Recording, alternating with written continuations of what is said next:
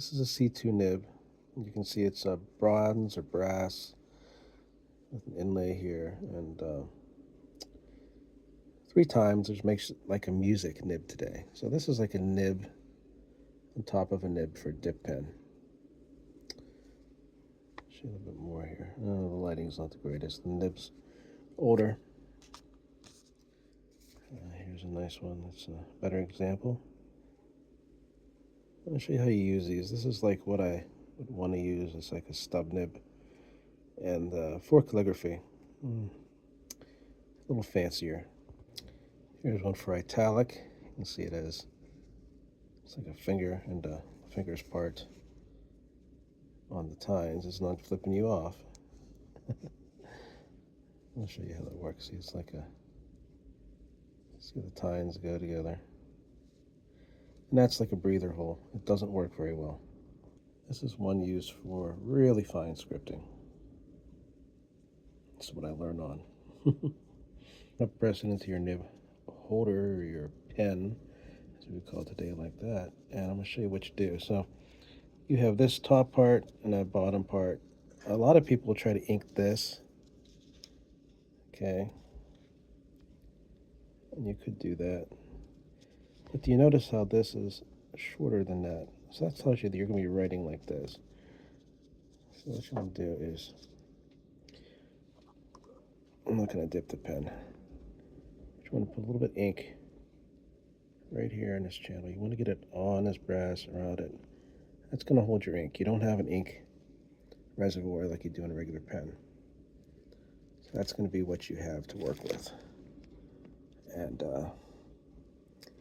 try to do this in a way. I've got some Higgins red. I'm just going to press this up against it till it drains out to the point where it looks a lot like that. I don't want any ink blotting.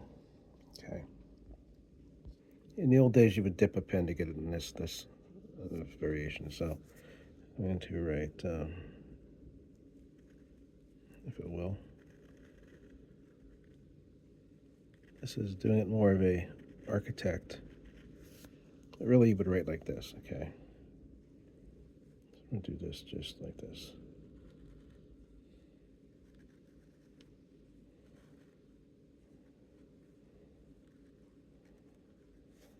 Quick.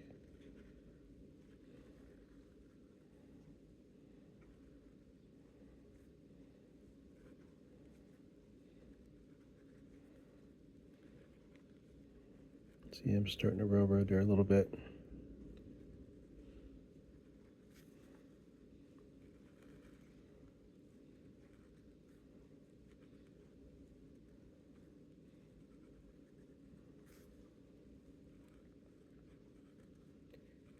Getting into some of these scripts that people in the 1800s used.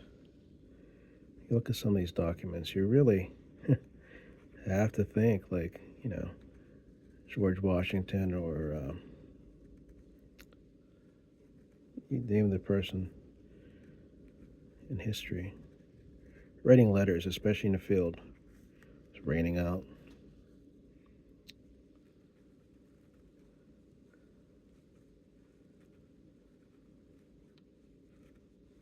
There, I'm about running out of ink. So I have to re-ink, but it's showing you just about how much you would get out of a dip of ink. And you don't want to just dip it and, you know, you want to clean it off. You think about it because, like, that's why they'd have blotting paper. You'd want to blot the excess ink out, or you'd want to blot the paper after you're done so it doesn't smear to get that scripting. So if you want to write with a stub nib, as you would call it today, you would do it this way. If you wanted to write like an architect, you would do it this way. Or if you really wanted to write cursive, you'd do it this way. And I can show you that. So we're going to go into cursive here.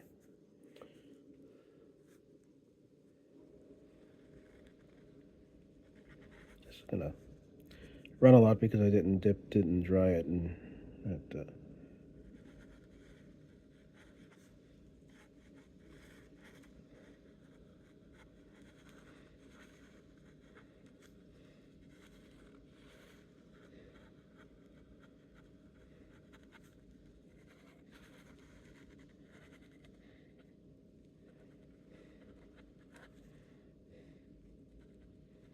Nothing beautiful there, but you see how ink will go from being really thick to dry real quick. So the older people really had their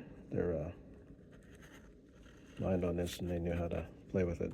Of course, this nib could use some polishing too. And let's write with a dip pen.